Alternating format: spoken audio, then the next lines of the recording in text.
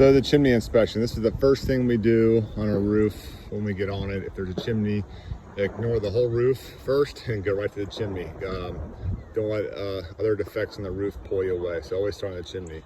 So here you have the chimney cap here that prevents animals from getting in, and also water. So you want to make sure that cap is properly secured to the flue right below it. You want to look at the flue, check it and make sure there's no cracks. There's a good basic expansion joint right here and it's sealed. That lets the concrete and the flue tile expand and contract and not crack. And then your cap, you always want your cap to come over.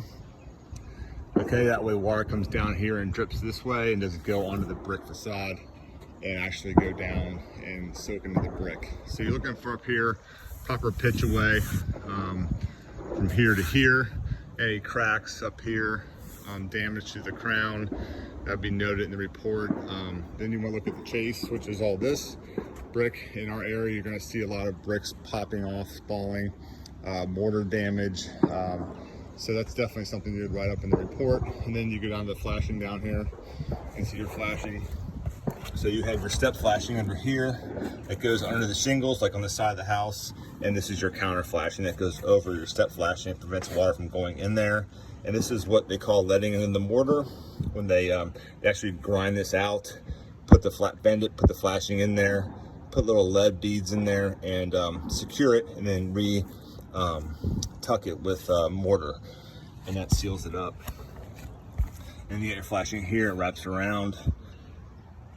And then you always want to look down on the corbels there to make sure all that concrete is in place. Sometimes what we'll see there is holes from the brick, and if they're exposed, it needs to be called out because water will get in there.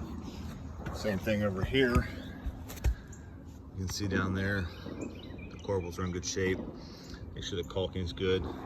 Chimneys are pretty susceptible to water damage. The freeze-thaw cycle in our area can cause a lot of problems with it as well. If you can, this is usually pretty secure on here. You can unscrew them if you want to look down there. On this particular chimney, you're not going to be able to see down it. But that's kind of the overview of what we look at on the chimney. Cap, flue, the crown, concrete. Some will be metal crowns too. Same thing, you'll look for damage, rusting, improper pitch, and then work your way down the chase to the flashing and where the chimney chase intersects with the house and the siding, everything, and make sure it's in good shape.